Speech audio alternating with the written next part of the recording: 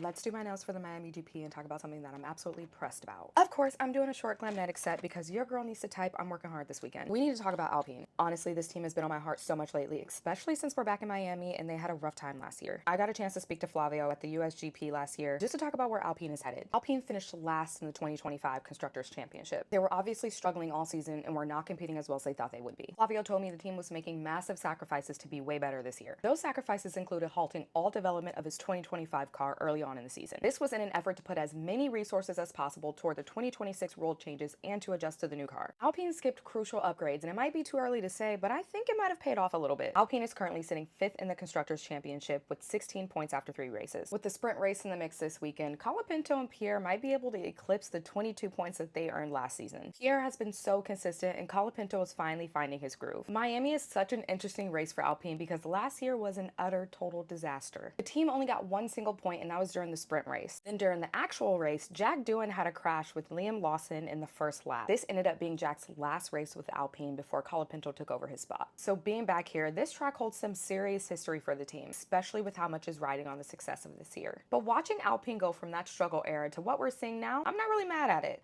And here is the finished product. Wow, Glamnetic. See you at the track.